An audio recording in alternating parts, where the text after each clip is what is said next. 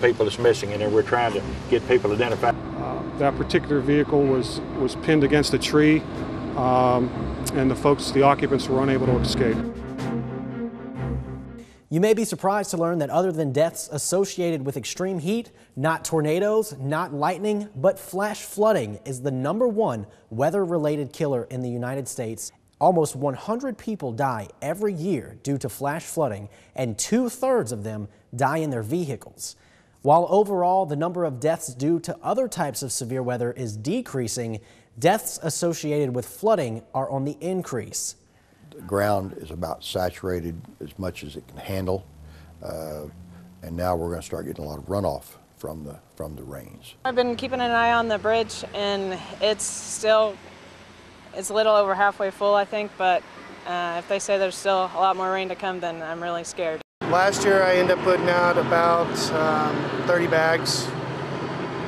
This year I'm probably going to do more because I did get water in the garages too, and I'm going to try to protect my garages also. Flash flooding occurs when heavy rainfall exceeds the rate that the ground can absorb it, or if it's raining faster than drainage systems can pump. There are several factors that contribute to the severity of flash flooding, such as the duration of heavy rainfall and topography. Flooding can persist over days, but flash flooding can occur within hours or minutes of extreme rainfall, so you may have little time to prepare for it, and water levels have been known to rise as much as 30 feet with flash floods. In addition to being fatal, flooding causes on average $5 billion of damages per year just here in the United States. Flash floods are very powerful. 1 cubic foot of water weighs 62.5 pounds and can flow at rates over 10 miles per hour. This tremendous amount of power can roll boulders, tear trees out of the ground, destroy buildings, collapse roadways and bridges, and even carve out new channels and streams.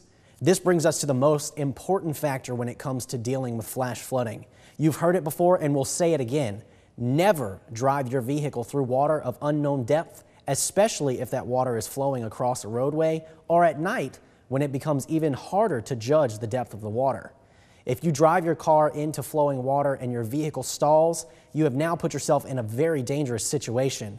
For every foot of water that rises, 1,500 pounds of pressure is exerted on your car. Thus, most cars will float in as little as 2 feet of water. Generally, the consequences of this fact results in the car being swept away in the current and the occupants drowning. We were right over top of the vehicle that unfortunately the victims were in, and never knew they were there.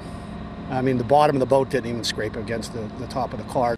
Another 20% of deaths associated with flash flooding happens when people fall, walk, or swim through floodwaters. It only takes 6 inches of fast-flowing water to knock a person off their feet, and 12 inches of moving water can carry a person downstream. So to avoid injury or death, the best advice for all of these situations is turn around, don't drown.